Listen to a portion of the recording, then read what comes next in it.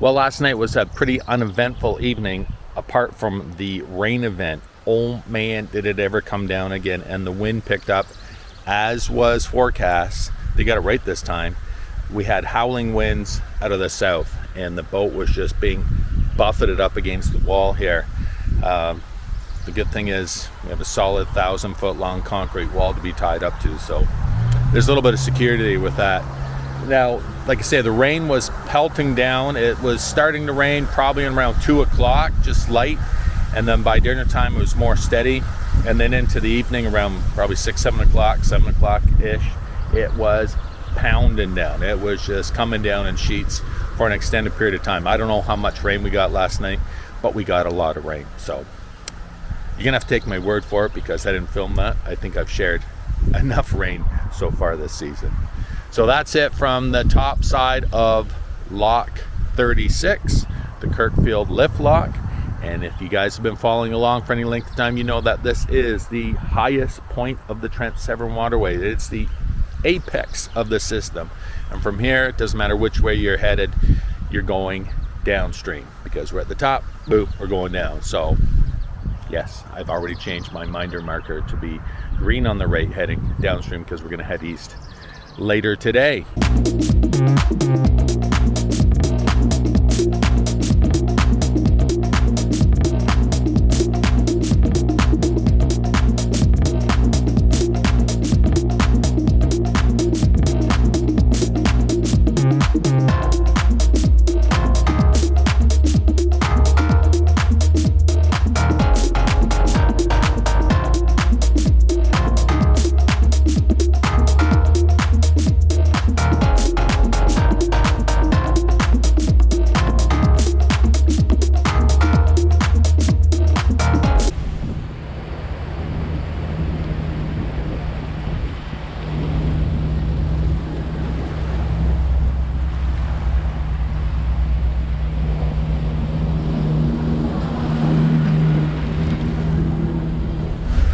So what's the destination for today? I can't tell you 100%. It's going to be either Rosedale Lock, which is going to be the next lock that we're going to be approaching and passing through.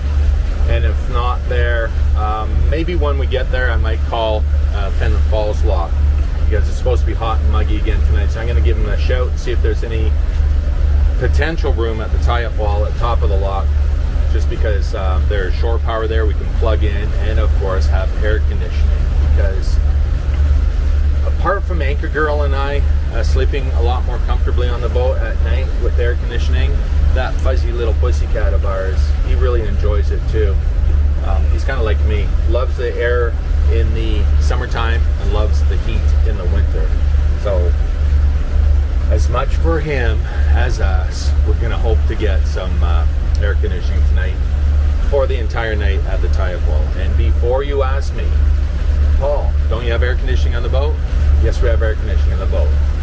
The only other way that we can run the air conditioning if we don't have shore power, like plug in at a marina or something, is to run the generator. And no, we do not run our generator all night. We will run it in the morning when we get up for an hour and a half, 2 hours, charge the batteries, make breakfast and all that stuff.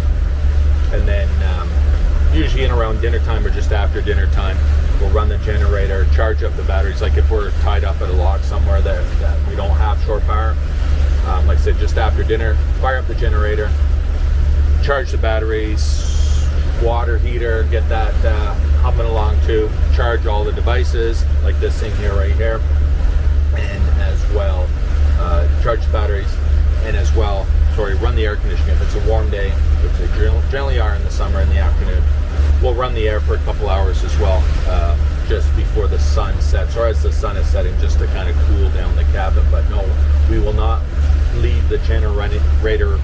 We will not leave the generator running all night just for the air conditioning. I know some people do. I know we've witnessed it ourselves in the past with the looper boats, with their stinky diesel generators running all night. Good for them. We're not going to do it. This is a gas powered generator, and yeah, no, I wouldn't sleep knowing that a gasoline powered device is running all night, and there's too many potentials for things to go wrong if left unattended, so we don't do that. So that's why we're going to try and get on the shore wall, the top shore wall at Found Falls, and get some shore power and air conditioning for tonight. Secure day. 3 32-foot vessels leaving Kirkfield Lift Lock, heading for Mitchell Lake. 3 32-foot by 11 beam coming through. Now our silly little pussycat, you can see just his cute fuzzy feet hanging out from underneath that blanket, which we are now calling his tent.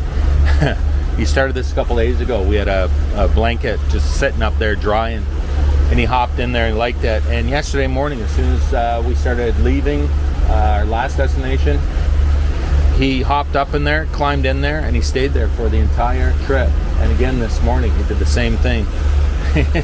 He decided that's where he's happiest, and that's okay. As we carry on along through the Kirkfield cut towards Balsam Lake, I'd asked Anchor Girl if there were any big fires in the area, because beyond being really hazy, there's definitely a smell of smoke in the air. And it's like that smell of, you know, when you put out a fire with some water in it, that kind of, not that really sweet smell, just that mint smell. And apparently, she looked up, there was some like 150 wildfires going in northern Ontario, and only 50 some odd under control. So that is a lot of smoke from a lot of fires to head all the way down here. That's probably hundreds of miles away from our current location. That just gives you an idea of how big the fires are. And I'm sure there's going to be a lot of you say that who are living on the west coast, especially in the British Columbia area and beyond, even down into the States, are going to be able to I guess recognize that, because you guys were suffering with big wildfires earlier this summer out there, and of course extremely hot, extremely dry conditions.